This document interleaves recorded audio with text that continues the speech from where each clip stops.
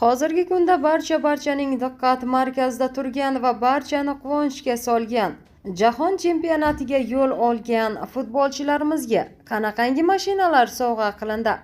6-iyun kuni soat 16:30 da O'zbekiston tarixida ilk bor Jahon chempionati yo'llanmasini qo'lga kiritgan milliy terma jamoa Birlashgan Arab Amirliklaridan Toshkentga qaytib keldi.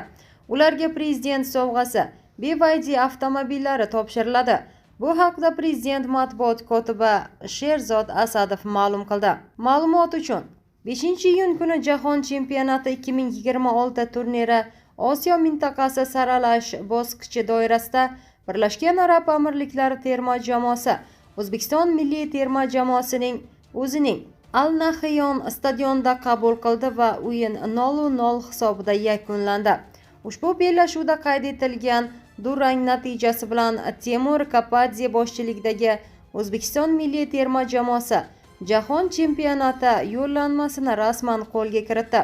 Bellashuvni avstraliyalik elit referilar brigadasi boshqardi. FIFA hakami Shon Evans maydondagi asosiy nazoratni olib bordi.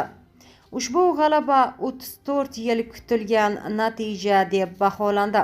Eslatib o'tamiz, avvalroq Prezident Shavkat Mirziyoyev Abu Dabidagi Birlashgan Arab Amirliklari o'yindan so'ng futbol bo'yicha O'zbekiston milliy terma jamoasi a'zolariga qo'ng'iroq qilib, ularni tarixiy yutuq ilk bor Jahon chempionatiga chiqqani bilan samimiy tabriklab, ularga O'zbekiston iftixori faxriy unvoni berilishini aytganda, sal o'tib davlat rahbari ushbu mazmundagi farmonga imzo chekdi.